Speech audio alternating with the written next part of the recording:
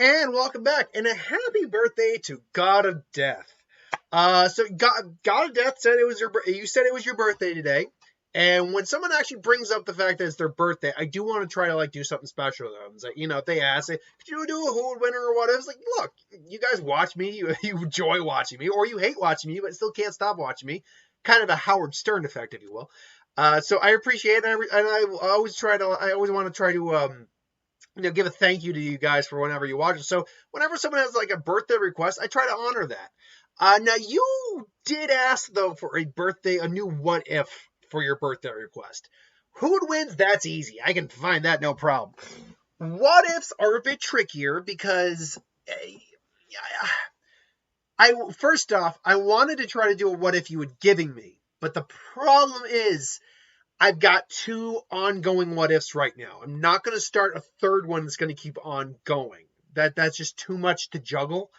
Now I'm almost done with both of them actually, but at the moment it's just if your birthday had been next week, that would have been different. I could have started it because I have a feeling that Dragon Ball Z one's going to end by this Saturday.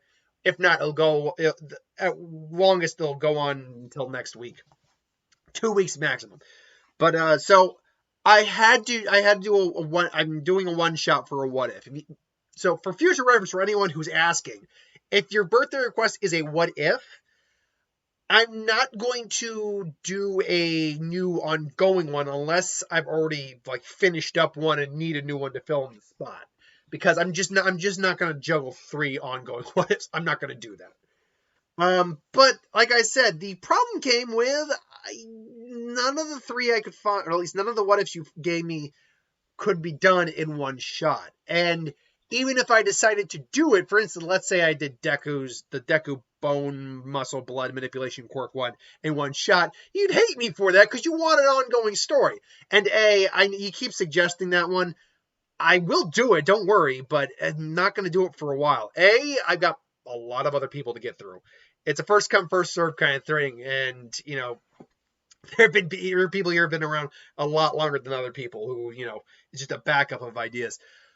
But B, also, I don't do My Hero What Ifs at the moment because the series is still ongoing and we just have no idea how long the series is going to go for. Now, let's say the series ends this year, but we know we're going to then get a sequel series. That's when I'll actually start to do the what ifs. I think that would be a perfect way for me to start doing the what ifs.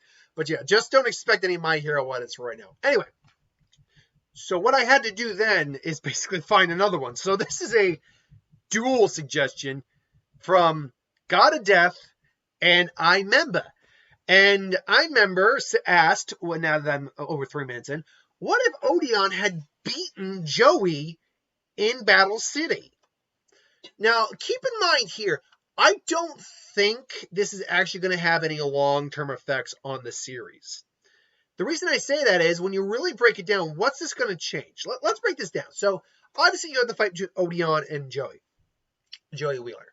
And it goes to its final conclusion. Now, in the final conclusion, when the lightning hit them both, they both got knocked out. Joey's the one who woke up and stood up.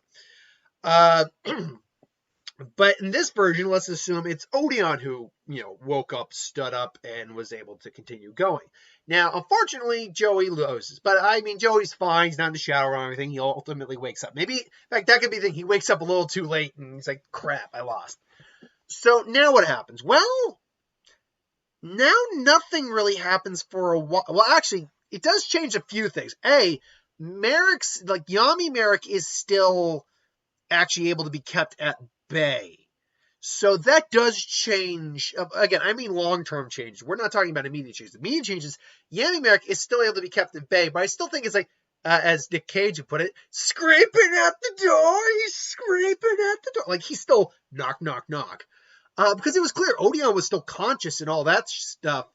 While Yami Merrick was still actually starting to come out a little bit. He was still but Merrick was still, kind of holding him back. And then when he passed out, that's when Yami Merrick finally came out and, did terrible things. But because because Odion's still around, Yami Merrick is still able to be put on the back burner for a little while. I think, honestly, what would happen is that Odion's still not feeling the grace, but he's still able to, fight and everything fight. He's still able to duel. Unfortunately, he gets a lot of rest. But what happens is Yami Merrick actually shows up midway through the duel with Mai, I think. And then when that happens, I think Mai would lose that fight regardless, unfortunately. Because Merrick, even Merrick could be like, go ahead. Instead of saying, go ahead. The Winged Dragon of Ra is your card now. Like, I can't do a good, because it's distorted is the problem. I can't do a good Yami Merrick voice. But original Merrick sounded more like this. That's not a one-for-one impression. But he sounded more like this. I am Bakura. It's like, I am your master and you will take that card. He sounded a bit more like that. And then Odion, he eventually, because Odion is he's weakened, so this allows Yami Merrick to come back out. Because remember, Odion woke up originally in the final fight. Odion woke up, but Yami Merrick was still very much out. Like, he was still there and present, but he was able to give the original Merrick, the real Merrick, the courage to overtake him. Take his body back anyway. So Odion being there, I don't think stops Yami Merrick from coming out, especially because he's on the weakened side. But I do think it helps keep him at bay a bit longer.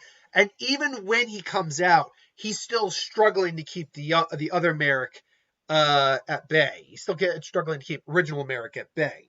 So this now leads us to the after the whole Gozaburo thing, because let's be honest, nothing's really going to be changing much with that.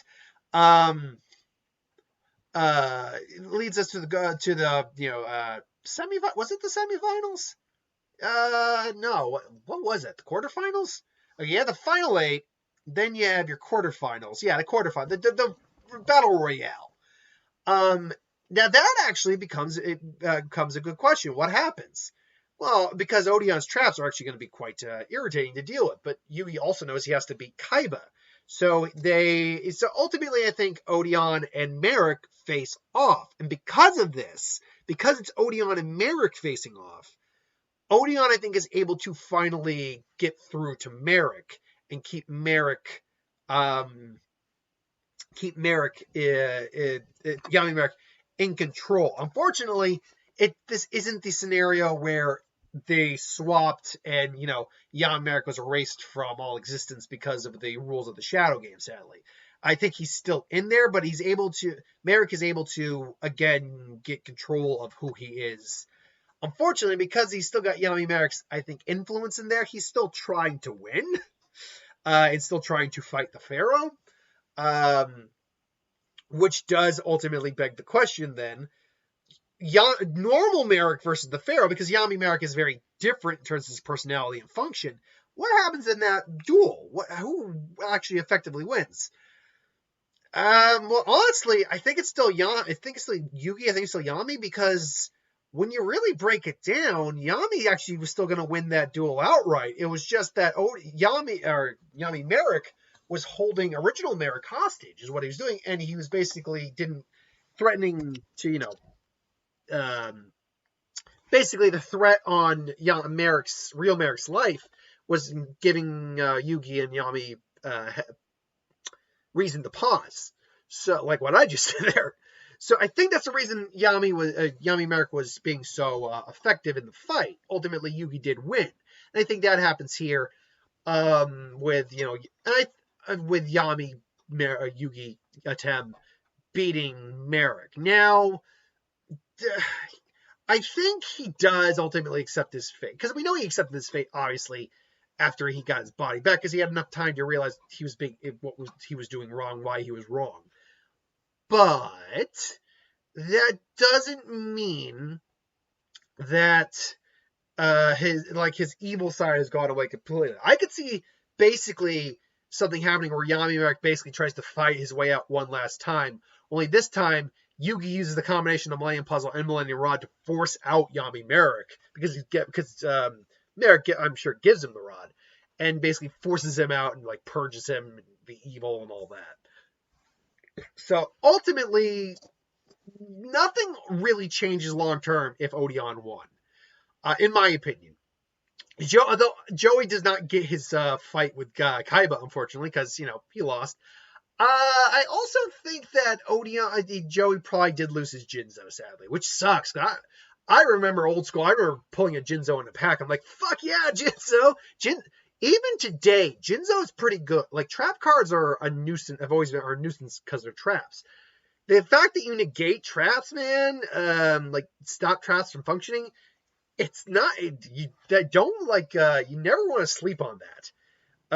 Jinzo is a beast of a card. And then if you had Spell Canceller out, then you were negating. I actually remember this too in Kaiba's fight with.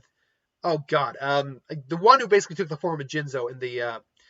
I don't know. I actually don't remember the name of the arc, but basically the virtual world arc, the Gozabora Kaiba Noah arc, Noah's arc. Yeah, the guy took the form of Jinzo, which allowed him, at least in the anime, he destroyed traps. It wasn't negate traps. Otherwise, Jinzo would be nuts powerful. Like Jinzo would be far more powerful than he ever was. And they've upgraded Jinzo since then. Like Jinzo's gotten upgrades and all that stuff. Anyway, so yeah, he had Spell Canceller and he had Jinzo out. So all of those, only thing Kaiba really could use was monsters with effects. So yeah, it's pretty. Jinzo was a pretty badass card. I bet Odion would even give Joey a chance to win his Jinzo back, and I think Joey would win that because I think Odion would feel bad about the circumstances behind it because Odion really was ultimately a good person. Like they were all ultimately good people, but Odion was a good person, so I think he'd give Joey a chance to get his Jinzo back, which then translates to Joey using his deck to fight Yugi and eventually getting his Red Eyes back. The implication is Joey won that fight. Joey won that duel. At least that's the implication because he got his Red Eyes back. It's not. We doubt Yugi would ever throw a fight just so Joey could get his Red Eyes back. So good for Joey. He was able to beat Yugi legit. Legit. Sorry, I said legit.